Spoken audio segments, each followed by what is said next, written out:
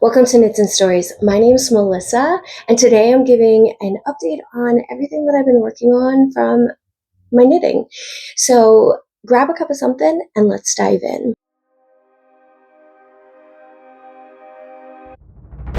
Let's start with the finished object in the room. Many of you know I was working on my Bonfire Tee during the month of April, and this was something I really wanted to get done so that it would be on the mannequin for the Frederick Fiber Fest and Yarn Centric, and I have successfully finished it. This was my primary project all month of April.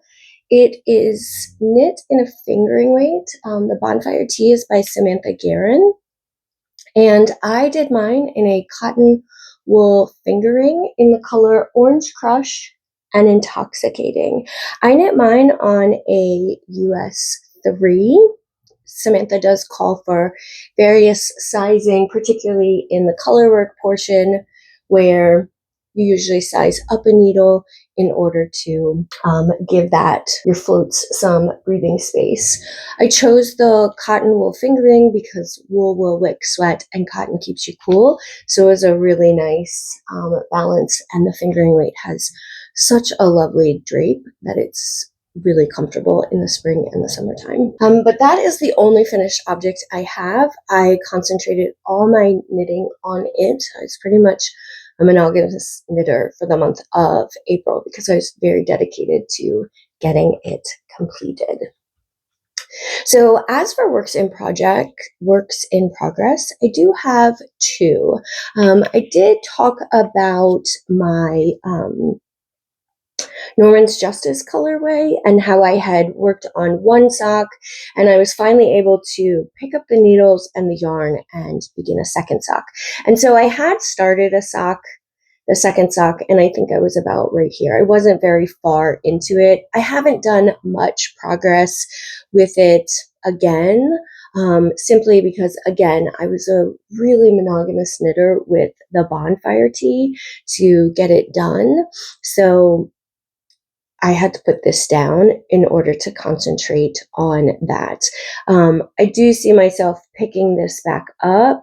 You'll see with my next project that I've been working on that I'm in a stockinette portion, so I probably won't pick this up for a few weeks unless we go out to brunch or I'm sitting outside on the deck or something, just kind of hanging out, because I don't need necessarily a small project when I'm home, but I do tend to take a small project when we go other places just because it stashes a lot nicer in my bag. As for my other whip, I did start one of the tees that was in my spring knitting plans or knitting ideas video. And it is the Magna Flora Tee by Alisa Hartzell. I'm wearing one of her patterns right now. I can't remember the name of it, but I'll look it up and I'll put it on the screen for you. But I do like her designs. They're usually rather interesting, that they'll have some sort of element of design, whether that's a texture or lace. So I like that about her patterns. And they're usually knit on bigger needles, so they go really quickly. And she does have a few t-shirt type patterns, which I love because, again, I'm in the mid-Atlantic region here in Maryland. And so spring, summer, fall, I really like t-shirts as for transitional weather, but we have a lot of humidity and I just don't want things to stick. I'd knit this in Juniper Moon's Cumulus, which is 100% cotton, but in the dead of summer, like end of July, August, beginning of September, the cotton just feels sticky to me, so I tend not to wear this one deep into summer unless I know I'm going to be in air conditioning for the majority of the day. Otherwise, I stick to this one during transitional weather when it's still a little bit cooler outside, temps are cooler, and there's not quite so much humidity in the air. So I started the Magna Flora. I'm using the Sandisgarn Lean in the color 4335, which is sort of like this, I want to say raspberry color, but it's not. It's like a mauvey pink. And so this is technically knit on a size 9, but I got gauge on an 8. So you can see I have done all of my lace. I have split for sleeves, and I am a few inches into the body. Now, from the schematic, I believe I'm only supposed to knit the body for something like 7 inches, and that's just not enough fabric to really make me comfortable around my midsection. So I will probably lengthen this. It will obviously grow quite a bit as well, particularly once that lace opens up. This is actually going much faster than I anticipated. The lace went rather quickly. I put markers in, and it was very intuitive as I went through. It's not a huge lace section. So again, that went really fast. And then now we're in my favorite part, which is just the stockinette to go round and round and round.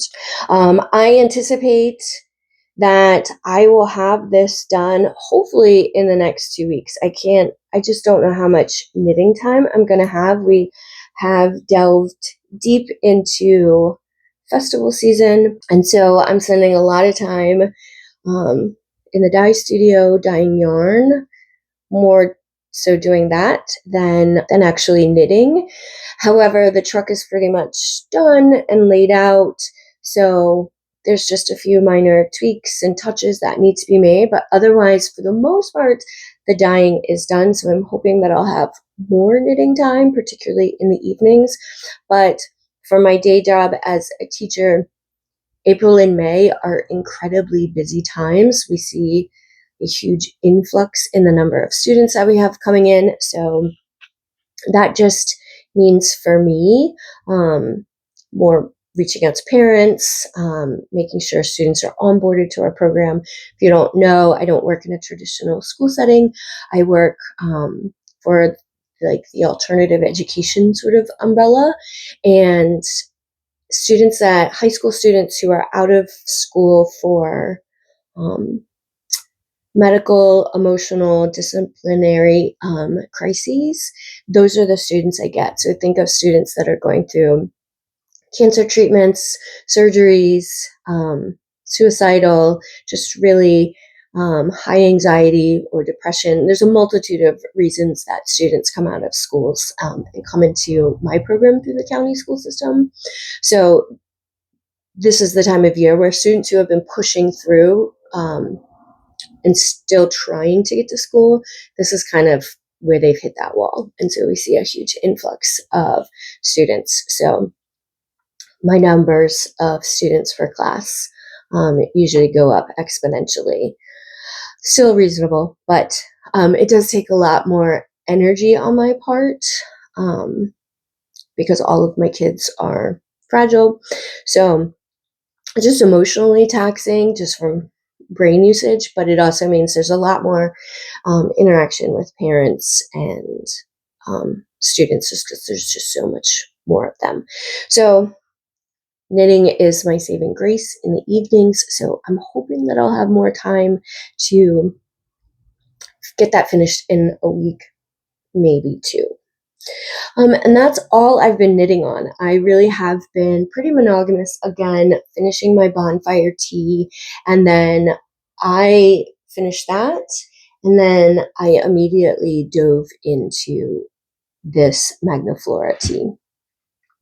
And so that's all the knitting that I've been doing. As for shop news, I have been working my little tail off and being very busy and stocking that new mobile trailer.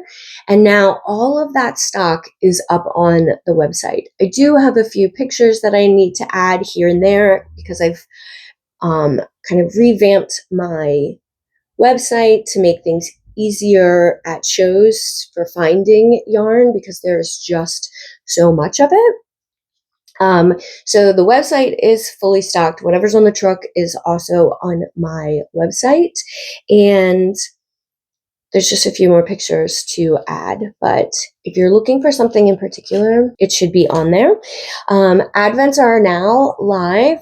The For the Love collection is live. There are payment plans through, I think it's Afterpay on my website that you can do if the cost is not feasible for you. I know that they are a hefty sum.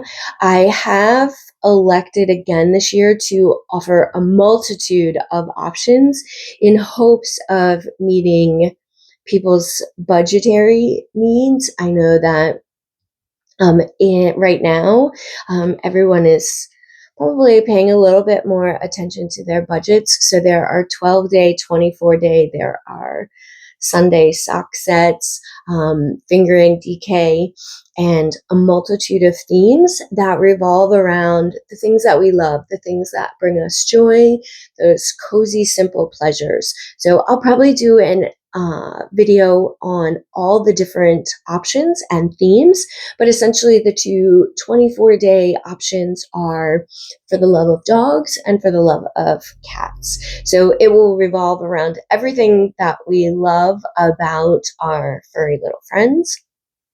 And then the weekly sock sets revolve around more of our simple pleasures. So that could be your cozy beverage in the mornings, coffee or tea. Then For the Love of Stories. Many of us are readers, myself included. So The Love of Stories is one. And then I do recognize that many people also have a love for houseplants so much that they name them. So there's one for our houseplants. No, that is not an all green themed advent. It is more along the lines of the simple pleasures around keeping plants. So if any of those are of any interest to you, you can find the For the Love collection on my website, and you can kind of peruse those options and get a feel for what you might like. As for books, as many of you know, I'm a pretty voracious reader, particularly when I'm in the dye studio. I am listening to an audiobook. Now, if I am working on colorways where I'm developing new colorways, that's time when I may have music on, because I find song lyrics incredibly inspiring. But if I'm following a recipe and dyeing yarn colorways that I've dyed many times, I'm going to fully engage with an audiobook. And right now I am listening to James by Percival Everett. Many of you know this is sort of a flipped story where it's based off of the story of Huckleberry Finn, but from the perspective of the slave James. So it's his side of that story, essentially. And I've found it rather fascinating. I just have a few more hours. It's not a very long book, but I have just a few more hours left. So I'm sure in the next day or two, I'll have that finished. The other book that I'm reading is Phantasma. This was the April book club pick for Frogget Yarns, and I already owned this book, so I went ahead and am reading it. I also got it on Kindle Unlimited.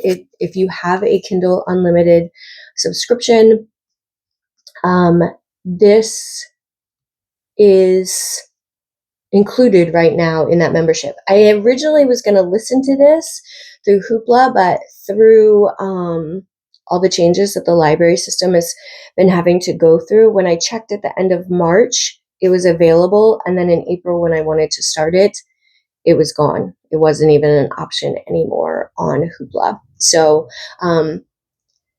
if you want to read it and you have a Kindle Unlimited, you can do it that way. So at night, I use my Kindle primarily, but this is the book that I'm reading As for Kindle, I try not to buy any books on Kindle through Amazon, but I do use Kindle Unlimited so that even though I know a lot of us are trying to use Amazon a lot less, or just boycott it altogether, I do still use Kindle Unlimited because it still supports indie authors who publish through Amazon's indie publishing.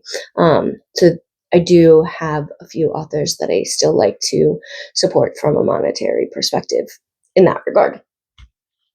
And that pretty much sums up everything I've been up to other than dyeing yarn. So if you made it through this long, thank you so much. Don't forget to hit that like button and subscribe if you haven't already. And until next week, happy knitting. Always think of you when spring comes, like it's something in the air at that time. Don't know why. Always dream of you when spring comes. It's like the heat on my skin takes me back to the time met you on a Friday.